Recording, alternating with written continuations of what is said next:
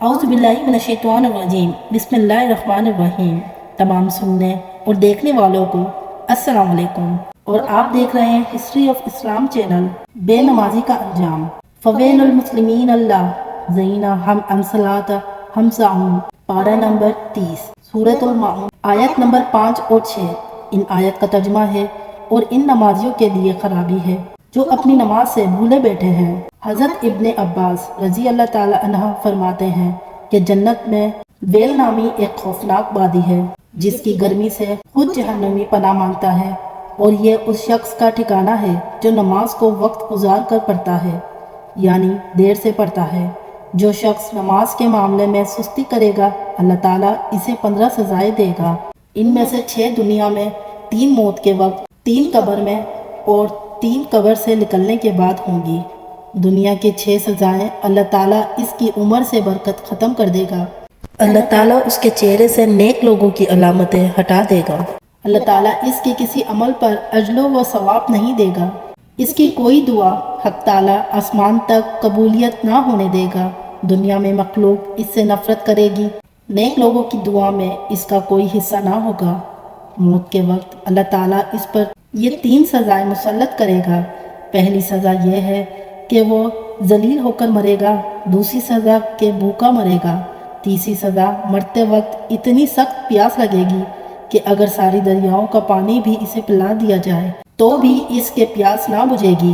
قبر میں اللہ تعالیٰ اس پر 3 سزائیں مسلط کرے گا۔ اللہ تعالیٰ اس پر اس کی قبر تنگ کر دے گا اور قبر اسے اس طرح دبائے گی کہ اس کی پسلیاں ٹوٹ پھوٹ کر ایک دوسرے میں پیوست ہو جائیں گی۔ اس کی قبر میں آگ بھڑکا دی جائے گی جس کے انگاروں میں وہ دن رات الٹ پلٹ ہوتا رہے گا۔ اس پر ایک اژدھا مسلط کر دیا جائے گا جس کا نام الشجار اقرع یعنی گنجا سانپ ہے۔ اس کی آنکھیں آگ کی، ناخن لوہے کے ہوں گے۔ ہر ناخن کی لمبائی 1 دن کے مسافت کے برابر ہوگی۔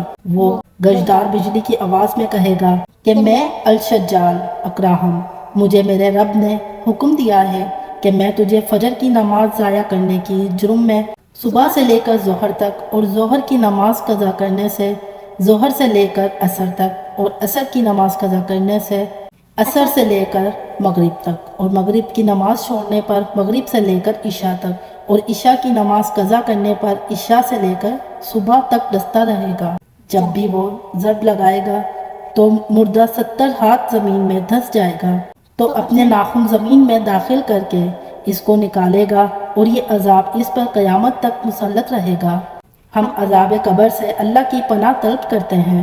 قیامت کے دن اللہ تعالیٰ اسے یہ 3 سزائیں دے گا۔ اللہ تعالیٰ اس پر ایک فرشتہ مسلط کرے گا جو اسے منہ کے بل گھسیٹتے ہوئے جہنم کی طرف لے جائے گا۔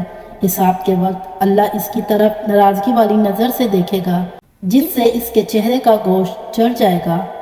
اللہ تعالیٰ اس سے حساب سختی سے لے گا جس سے زیادہ سخت طویل کوئی عذاب نہ ہوگا، اور اللہ تعالیٰ اس کو دوزخ میں لے جانے کا حکم سنائے گا، اور جہنم بہت برا ٹھکانہ ہے۔